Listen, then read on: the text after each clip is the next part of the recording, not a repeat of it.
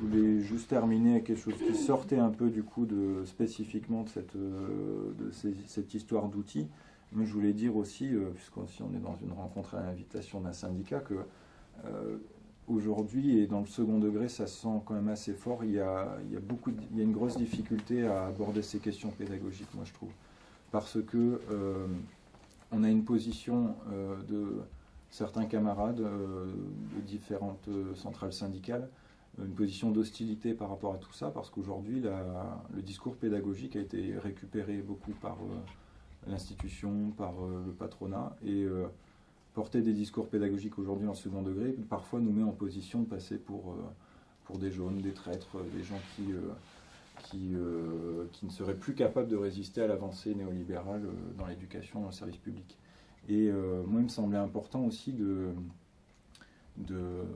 porter un discours qui montrerait qu'on peut refaire cette jonction-là entre l'engagement pédagogique et l'engagement syndical. Je dis refaire parce qu'au départ, c'était comme ça que les choses s'étaient passées. Au début, les premières années, là tu me reprends parce que c'est toi l'historien, mais les premières années d'engagement syndical des instituteurs à la CGT, l'école émancipée, etc., on avait cette cohabitation-là, l'engagement pédagogique et l'engagement militant. C'est-à-dire qu'en fait, juste pour préciser, les premiers congrès du mouvement Freinet, de la coopérative de l'enseignement laïque, comme elle s'appelait à l'époque, c'était la veille des congrès syndicaux. C'est-à-dire que c'est d'abord au sein de la fédération de l'enseignement que Freinet il a pris contact, il a commencé à avoir de la correspondance scolaire, etc., et à former son mouvement. Et c'était systématiquement la veille des congrès syndicaux, donc c'était complètement logique et évident pour eux que leur mouvement, il était lié au mouvement syndical et pas à n'importe quel mouvement syndical, un mouvement syndical ouvrier. Et c'est dans la jonction de ces deux mouvements qu'est né à la fois le mouvement Freinet, parce que lui, il était secrétaire départemental de son syndicat, c'était un militant extrêmement actif, et pas que dans l'école. C'est-à-dire avec les paysans, il a contribué à l'électrification du village où il était, donc il y avait véritablement un engagement social qui était au cœur de son engagement pédagogique. Et ce qu'on a essayé de montrer dans le Maître insurgé, c'est que c'est pour ça que la question de pourquoi on est enseignant, elle est fondamentale. Freinet, il ne veut pas au départ simplement transformer sa classe juste pour le plaisir, ou voilà. C'est dans une perspective révolutionnaire.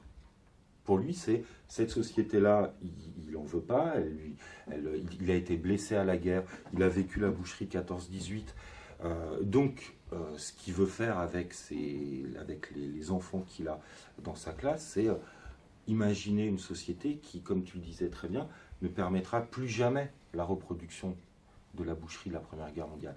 Et ça, c'est quelque chose qu'on retrouve dans tout le courant de l'éducation nouvelle.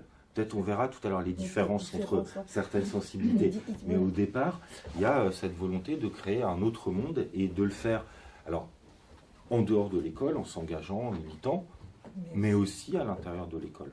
Parce qu'on ne peut pas se séparer. Et en liaison avec les parents, il avait toujours cette idée. Mais il craignait aussi, à un moment, il a quand même pas mal lutté à l'intérieur du syndicat pour que ce ne soit pas que des syndicalistes révolutionnaires, mais que ce soit aussi des enseignants révolutionnaires, que l'éducation ne soit pas en dehors de la lutte syndicale. Il a quand même pas mal. C'était quand même toujours cette articulation de la société et de l'éducation. Donc, du coup, voilà, moi, il me semble que c'est vraiment un discours sur lequel il faut qu'on arrive à s'appuyer et qu'on arrive à développer, parce que n'intervenir que sur la question des moyens ne changera pas automatiquement la pédagogie qu'on met en place. Avoir moins d'élèves, évidemment, ça joue grandement sur le caractère descendant ou pas de nos enseignements, mais obligatoire. Enfin, mécaniquement, ça n'entraînera pas forcément une modification pédagogique. Donc il y a ce travail-là à établir, et de l'autre côté, avoir uniquement un engagement pédagogique ne pourra suffire, parce qu'il faut aussi une intervention sur les moyens, sur la direction de l'école, sur la question politique de l'école. Et donc je pense que voilà, il faut vraiment essayer d'allier ces deux choses, et aussi voir en quoi notre positionnement ne se décale pas uniquement d'un point de vue politique, c'est-à-dire qu'il ne s'agit pas simplement de donner une finalité, il faut voir aussi dans ce qu'on met en place, qu'est-ce qui fait rupture avec les pratiques en pédagogie.